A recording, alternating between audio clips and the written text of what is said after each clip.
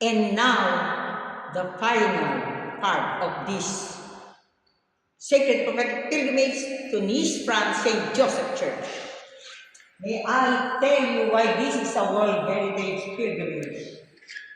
Because in my rosary to St. Joseph every day, here you have it. For the full view, it will be a living rosary simply. The first mystery to St. Joseph Rosary. The first mystery is the betrothal of St. Joseph and Blessed Virgin Mother. And then here, the second mystery to St. Joseph is the Annunciation. If the Blessed Virgin Mary has her Annunciation, St. Joseph also has his Annunciation.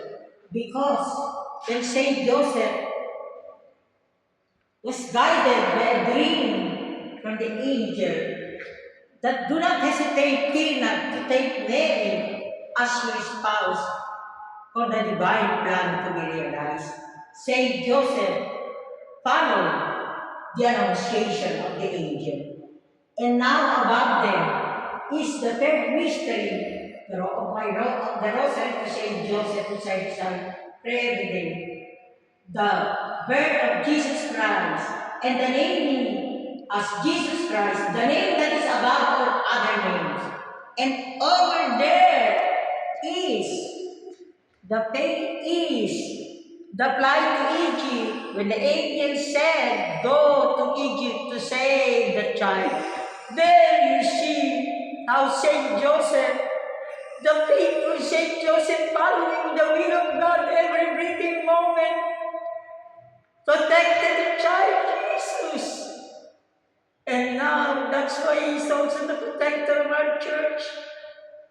And I have a painting I inherited from my late grandfather, Dr. Guillermo Mishka. The painting is Flight to Egypt. I have entrusted to the care of the Philippines Prophetic Daodigong Temple, headed by Grandmaster Thomas Lerna. And now the fifth mystery to my rosary, St. Joseph, is the hidden light in Nazareth. When you see the model of artisan carpenter, the humble carpenter St. Joseph, with the child Jesus and Blessed Mother Mary in life, and as he lives this earth, the Holy Family is the model for the civilization for every nation in the world. If the Holy Family is the model,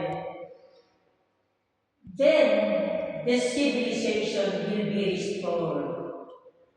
This is the dream. This is the message of the interfaith Saint Pope John Paul II. To go back to the hidden life, the interior life. And so you see, here, the Philippines and France will lead. Here, St. Joseph was assigned Sir Darius Bokilan to take care, to be my co-worker in promoting and realizing St. Joseph Barangay Education for the Golden Philippine Civilization, prophecy of Dr. Jerry and Dr. Ferdinand Blumentritt, and we offer Amen. Tapos, nagkaigi pa. Diyos ko, baka wala ng storage, ayaw na masave.